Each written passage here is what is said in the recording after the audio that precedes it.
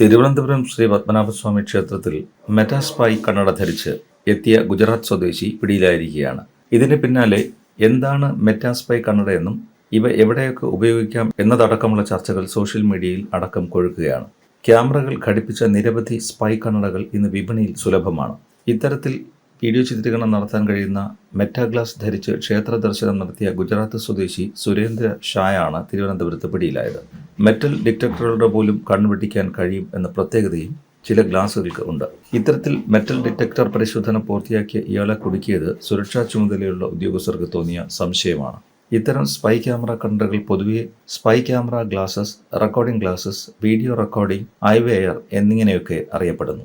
High definition 4K വരെയുള്ള video recording ശേഷിയുള്ള ഒറ്റനോട്ടത്തിൽ സാധാരണ കണ്ണടകളെ പോലെ തന്നെ ഇരിക്കും. ലെൻസിന്റെ മുകളിലോ ഫ്രെയിമിന്റെ ഏറ്റവും ചെറിയ ക്യാമറ ലെൻസ് ഘടിപ്പിച്ചിരിക്കുമെന്നതാണ് ഒരു വ്യത്യാസം. വൈഫൈ, ബ്ലൂടൂത്ത് കണക്ടിവിറ്റിയും ഇത്തരം സ്പൈ കണ്ണടകൾക്കുണ്ടാകും. സാധാരണ സാഹചര്യങ്ങളിൽ പൊതു ഇടങ്ങളിൽ ഇത്തരം കണ്ണടകൾ ധരിക്കുന്നതിന് നിയമപരമായ വിലക്കുകളില്ല. എന്നാൽ ഒരു വ്യക്തിയുടെ സ്വകാര്യതയെ ലംഘിക്കുന്ന രീതിയിൽ ദൃശ്യങ്ങൾ പകർത്തുന്നത് കുറ്റകരമാണ്. അതീവ സുരക്ഷയുള്ള കേന്ദ്രങ്ങളിൽ ഇവ ഉപയോഗിക്കാൻ പാടില്ല. അതിനാൽ ശ്രീപത്മനാഭസ്വാമി ക്ഷേത്രത്തിൽ പിടിയിലായ ഗുജറാത്ത് സ്വദേശിക്കെതിരെ സുരക്ഷാ മേഖലയിൽ വീഡിയോ ചിത്രീകരണം നടത്തിയതിന് ഫോർട്ട് പോലീസ് കേസും രജിസ്റ്റർ ചെയ്തിട്ടുണ്ട്.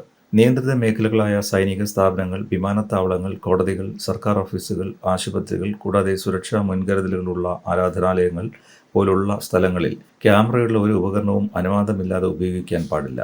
ഭൂരിഭാഗം ക്ഷേത്രങ്ങളിലും മൊബൈൽ ഫോണുകൾ, ക്യാമറകൾ എന്നിവയ്ക്കും വിലക്കുണ്ട്. ഈ നിയമം ക്യാമറ കണ്ണടയ്ക്കും ബാധകമാണ്. അനുവാദമില്ലാതെ ദൃശ്യങ്ങൾ പകർത്തുന്നത് ഗുരുതരമായ നിയമലംഘനമാണ്. അതായത് സാങ്കേതികതയുടെ വളർച്ച സ്വകാര്യതയ്ക്കും സുരക്ഷയ്ക്കും ഭീഷണിയാവുന്ന തരത്തിൽ ഉപയോഗിച്ചാൽ കുടുങ്ങും എന്നർത്ഥം.